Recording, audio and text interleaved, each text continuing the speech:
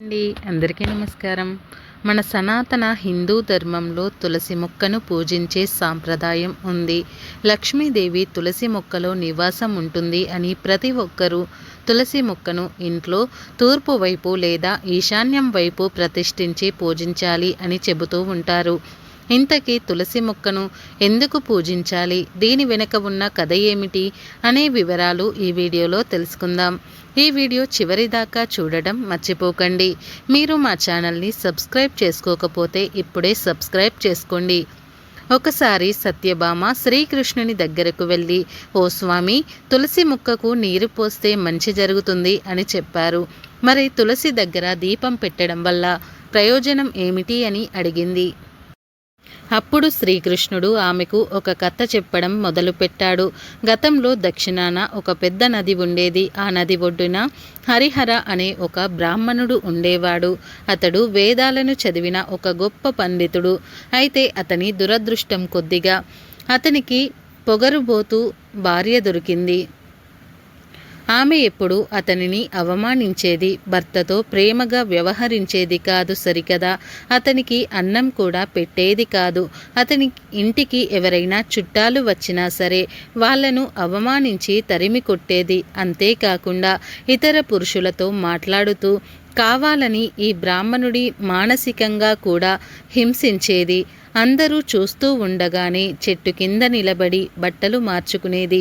అయితే ఆ బ్రాహ్మణుడు ఎన్నోసార్లు ఆమెను హెచ్చరించాడు, తన ప్రవర్తన మార్చుకోమని చెప్పాడు. కానీ ఆ బ్రాహ్మణ భార్య అతని మాటలు పట్టించుకోలేదు.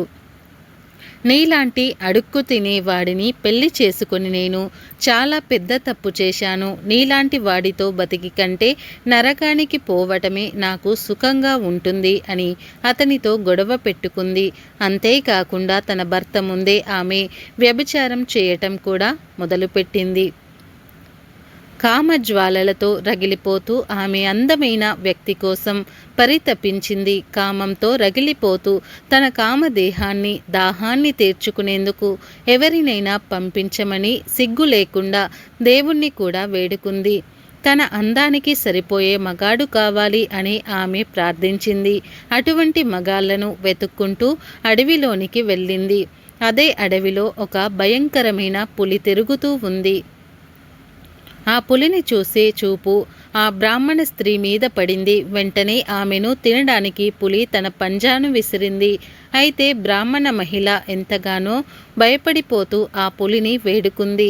తనను దయతో వదిలిపెట్టమని అడిగింది.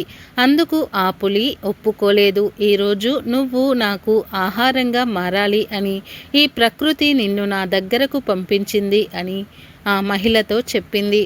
ఆ పులి మాట్లాడుతూ ఉండడం చూసి ఆ మహిళ ఎంతగానో ఆశ్చర్యపోయింది. నువ్వు సాదాసీదా పులివి కాదు, ఇంతకీ నువ్వు ఎవరు? నిజం చెప్పు అని ఆ పులిని ప్రశ్నించింది. ఆమెను చంపి తినడం మానేసి తన జీవిత కథను చెప్పడం మొదలుపెట్టింది ఆ పులి. నీలాంటి పాపాత్ములు తిన్నప్పుడే నాకు ఈ జన్మ నుండి విముక్తి లభిస్తుంది. నేను నీకు నా కథను చెబుతాను, జాగ్రత్తగా విను అని ఆ పులి తన పూర్వజన్మ కథను చెప్పడం మొదలుపెట్టింది. ఒకప్పుడు దక్షిణ దేశ తీరంలో పవిత్రమైన నది ఉండేది. అక్కడే ఒక బ్రాహ్మణుడు నివసిస్తూ ఉండేవాడు. ఎన్నో పుణ్యాలు చేసుకుని ఆ బ్రాహ్మణుడు కడుపున నేను పుట్టాను. అయితే నాకు బ్రాహ్మణుడి సద్గుణాలు ఒక్కటి కూడా రాలేదు. నాలో ధనాన్ని సంపాదించాలి అనే కోరిక పెరిగిపోయింది. దాంతో నేను అక్రమ మార్గంలో ధనం సంపాదించడం మొదలుపెట్టాను. యాగాలు నిర్వహించాను, కానీ వాటికి కూడా ధనాన్ని ఆశించాను. ఎన్నో పాపపు పనులు చేస్తూ పాపాత్ముల కోసం యజ్ఞాలు కూడా చేసి వాళ్ళ నుండి విలువైన దానాలు స్వీకరించాను. ఇలా సమయం గడిచిపోతూ ఉంది. నేను ముసలివాడినైపోయాను, కానీ నా మనసులో మాత్రం ధనాన్ని సంపాదించాలి అని అత్యాశ పోలేదు. ఓ రోజు నది ఒడ్డుకు వెళ్ళి కొంతమంది పండితులతో కలిసి సక్రమమైన పూజా విధానంతో కాకుండా తప్పుడు మంత్రాలు చదువుతూ పూజలు చేశాను. కానీ అదే సమయంలో ఒక వీధి కుక్క నా దగ్గరకు వచ్చింది. దాన్ని నేను తరిమి కొట్టాను, కానీ అది నా కాళ్ళను కొరికేసింది. కుక్క కాటుకు నేను అక్కడికక్కడే చనిపోయాను. నేను చనిపోయిన తర్వాత యమదూతలు ప్రత్యక్షమయ్యారు. ఇటువంటి పాపాలు చేయటం వల్ల నాకు యమలోకంలో ఎన్నో శిక్షలు వేశారు. కొన్ని వేల సంవత్సరాల పాటు ఆ శిక్షలు అనుభవించిన తర్వాత తిరిగి నాకు ఇలా పులి రూపంలో జన్మ లభించింది. నా పూర్వజన్మ గురించి నాకు బాగా తెలుసు, కాబట్టి నేను పుణ్యాత్ములను చంపుకు తినను అని ఒక ప్రతిజ్ఞ చేసుకున్నాను. కానీ మీలాంటి పాపాత్ములైన వాళ్లను మాత్రం చంపి తింటే ఖచ్చితంగా నా పాపాలకు ప్రాయశ్చిత్తం అవుతుంది. ఇలా చెప్పిన తర్వాత ఆ పులి ఆ మహిళను చంపి తినేసింది. ఆ తర్వాత ఆమెను యమదూతలు తీసుకువెళ్లారు.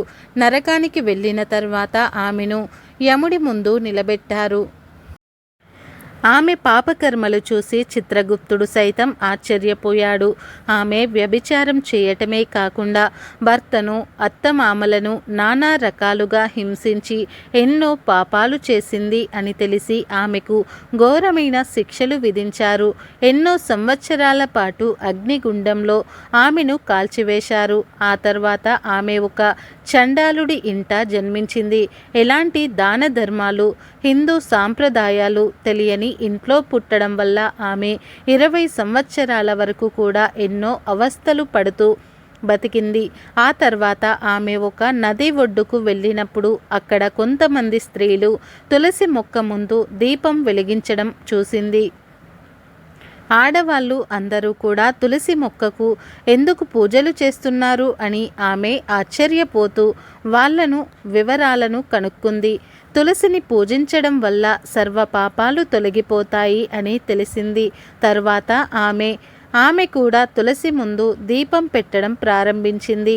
ఇలా రోజులు గడిచిపోతూ ఉండగా ఒకరోజు అనుకోకుండా ఈమెకు గుండెపోటు వచ్చింది. నిమిషాల్లో ఆమె చనిపోయిన తర్వాత ఆమె ఆత్మను నరకానికి తీసుకువెళ్ళడానికి యమదూతలు వచ్చారు.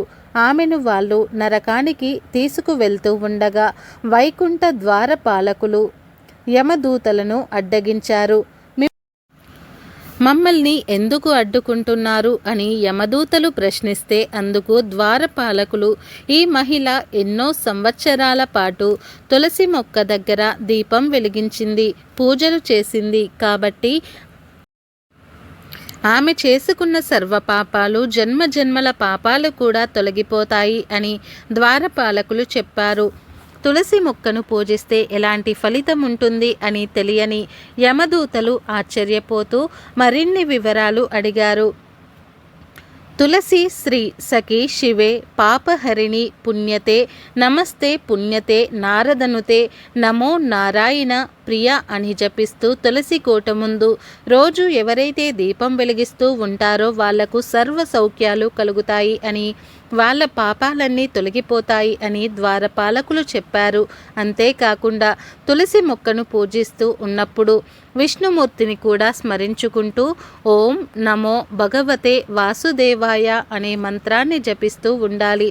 ప్రతినిత్యం సూర్యాస్తమయం సమయంలో, సూర్యోదయ సమయంలో కూడా తులసి మాత ముందు దీపాన్ని వెలిగించి విష్ణుమూర్తిని స్మరిస్తే ఎంతో పుణ్యం లభిస్తుంది.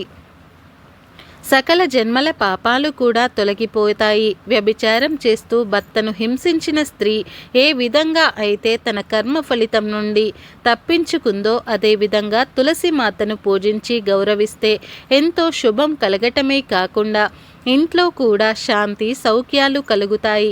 అయితే తులసి మాత ముందు నెయ్యితో చేసిన దీపం కానీ, నువ్వుల నూనెతో కానీ దీపం వెలిగించాలి. ముఖ్యంగా ఆవు నెయ్యితో దీపం వెలిగించడం వల్ల అత్యంత శుభ ఫలితాలు కలుగుతాయి.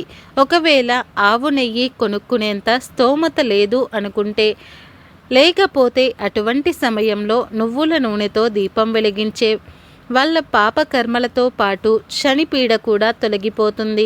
నెగిటివ్ ఎనర్జీ తొలగించుకోవటానికి కూడా నువ్వుల నూనె దీపం పనికి వస్తుంది. 7 జన్మల పుణ్యం లభించాలి అంటే తులసి మాత ముందు దీపం వెలిగించాలి. దారిద్రం దరిదాపుల్లోకి కూడా రాదు. ఇంట్లో కూడా ఎప్పుడూ సుఖ సంతోషాలే ఉంటాయి. తులసి దీపం వెలిగించడం వల్ల పితృదోషం, కాలసర్పదోషం వంటి దోషాలు కూడా నశిస్తాయి. మన ఆత్మ శుద్ధి చేయబడటం వల్ల మన పాపాలు ప్రాయశ్చిత్తం అవుతాయి.